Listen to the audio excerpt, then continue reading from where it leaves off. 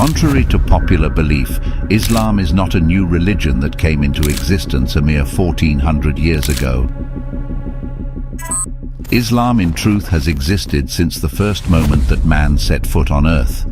Prophet Muhammad, peace be upon him, was the last prophet tasked with conveying the final form of Islam, which was the continuation, the culmination, the completion of Allah's universal message to mankind, as revealed to all of Allah's previous messengers and prophets.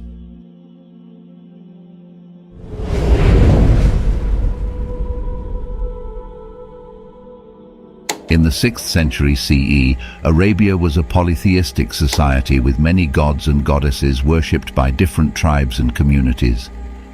Prophet Muhammad, peace be upon him, was born into a family of merchants who were active in the trade routes throughout Arabia, and he was exposed to the religious beliefs and practices of many different communities during his travels.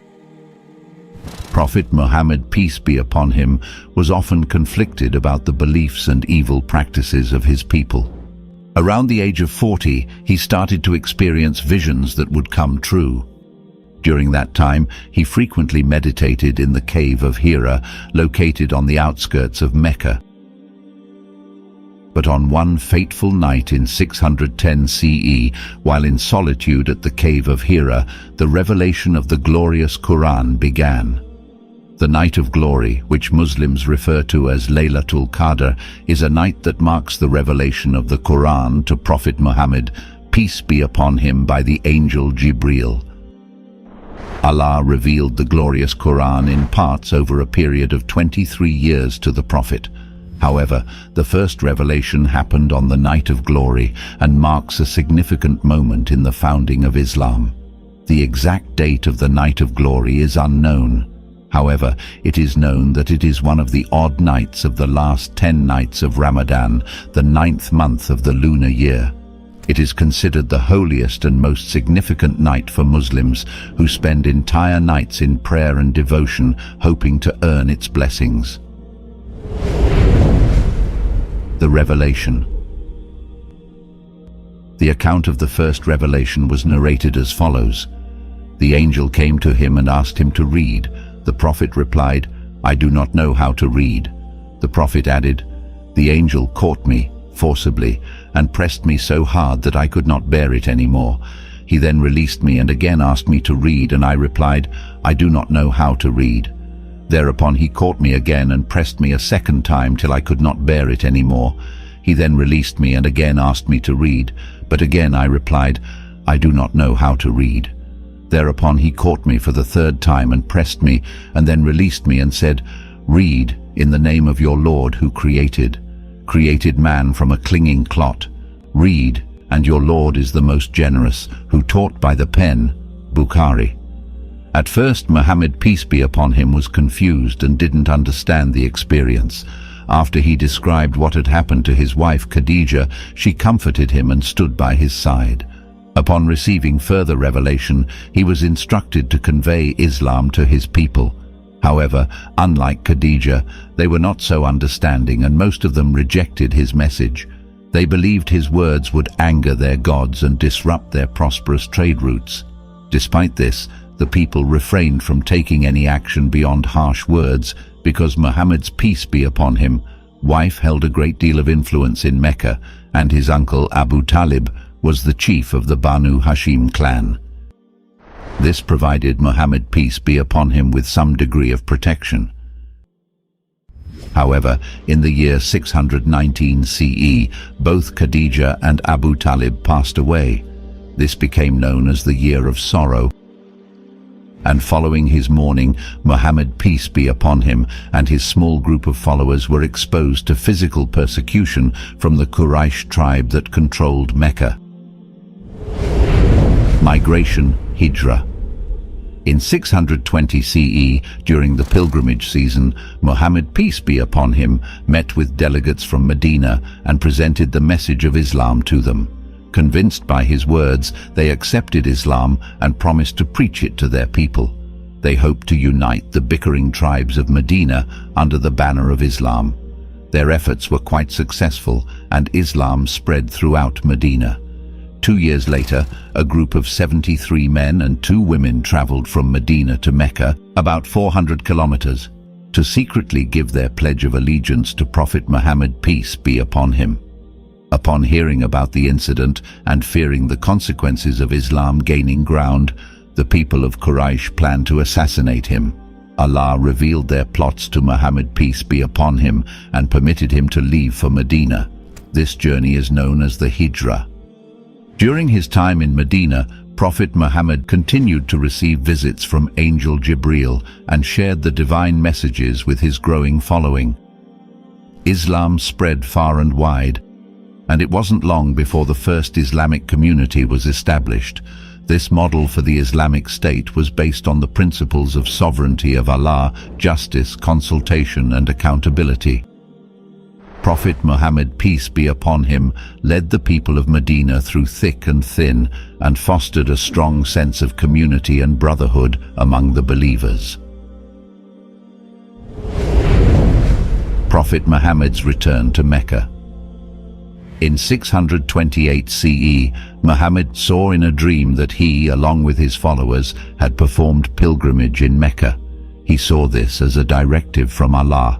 Therefore, he embarked on a journey to Mecca along with 1,500 followers. The Quraysh tribe did not want them to enter Mecca as it would make the Meccans look weak, so they sent a messenger to Muhammad, peace be upon him, to negotiate with him and sign a 10-year truce.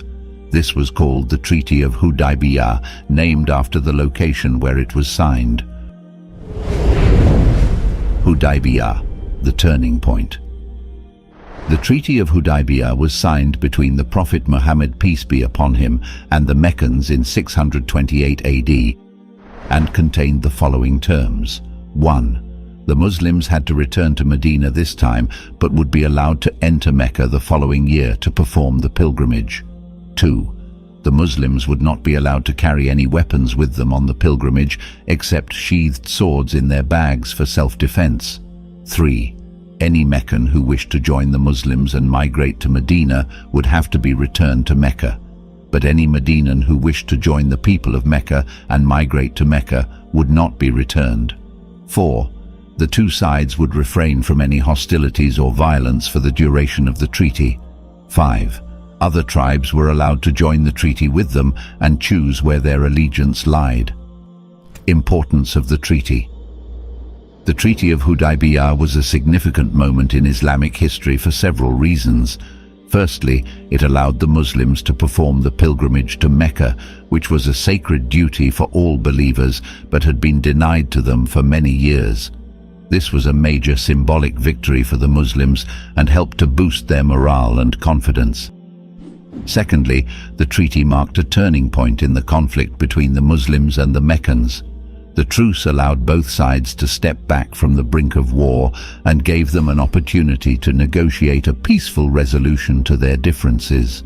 Thirdly, the treaty demonstrated the Prophet Muhammad's skill as a negotiator and his commitment to finding peaceful and practical solutions to conflicts. The terms of the treaty were not entirely favorable to the Muslims, however. Prophet Muhammad, peace be upon him, understood that this was the best possible outcome at the time and was willing to make concessions for the sake of peace. Lessons for Muslims today. The Treaty of Hudaybiyah holds many important lessons for Muslims today. Firstly, it teaches us the importance of patience, perseverance, and trust in Allah's plan. The Muslims had been struggling for many years to establish their religion and faced numerous obstacles and setbacks along the way. However, they did not give up hope, and eventually their patience and perseverance paid off. At a time when Arabian tribes were divided and often in conflict, Muhammad, peace be upon him's message of monotheism and social justice resonated with many.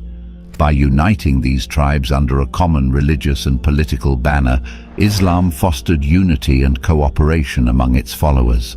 This unifying force is still evident today, as Muslims from diverse backgrounds and cultures find common ground in their shared faith. Expansion of Islam under Muhammad, peace be upon him's leadership. The Muslims achieved a series of military victories. These successes not only expanded the reach of Islam, but also lent credibility to his prophetic claims. As the Muslim empire grew, so too did the influence of Islam, which ultimately led to its establishment as a major world religion.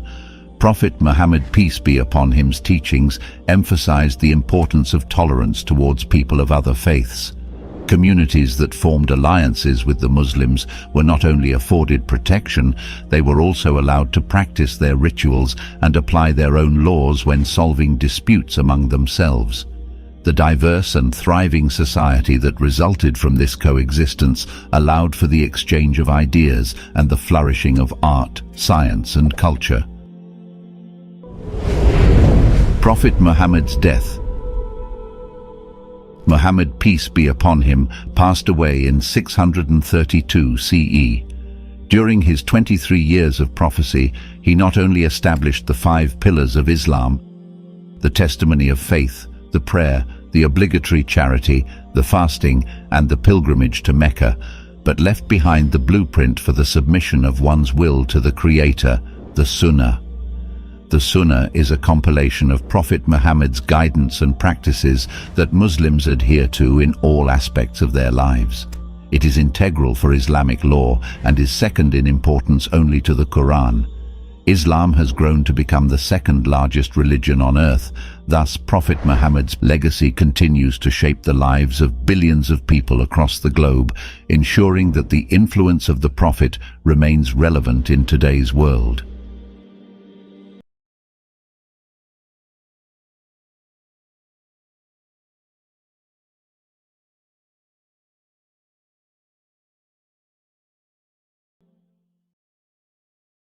Unlock spiritual enrichment with One Islam TV app.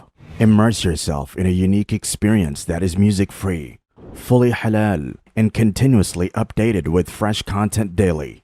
Enjoy a user-friendly experience with features that allow you to save your favorite videos, create personalized playlists, and download and watch your content offline.